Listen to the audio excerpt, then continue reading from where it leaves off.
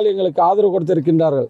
அவர்களுடைய கோரிக்கைகளான வீட்டுமனை பிரச்சனை, சாதி சான்றிதழ் கண்டிப்பாக திருவண்ணாமலையிலும் கடலூரிலும் அந்த மலைக்குறவர்கள், பழங்குடி மலைக்குறவர்கள் அந்த பட்டியலினத்தவரில் எஸ்டி பிரிவிற்கு சாதி சான்றிதழ் கொடுத்திருக்கிறார்கள்.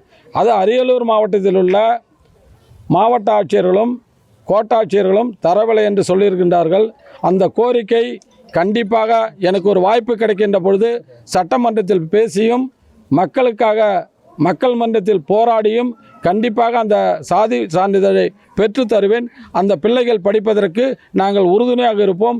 எங்களுக்கு ஆதரவு கொடுத்த அத்துணை இந்த ஒடுக்கப்பட்ட மக்களுக்கும் நன்றியை தெரிவித்துக் கொள்கிறேன். நன்றி, வணக்கம்.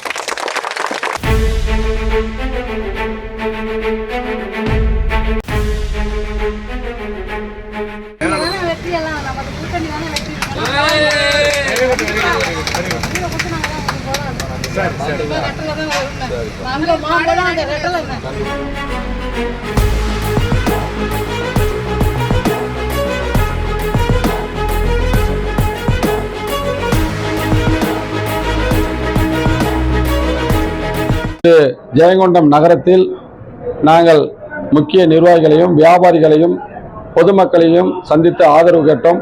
அவருடைய கோரிக்கைகளான ஜெயங்கொண்டம் நகரில் கூட்ட நெரிசல் ஏற்படாமல் இருக்க புறவழி சாலை அமைக்க வேண்டும் என்ற கோரிக்கை விடுத்தார்கள்.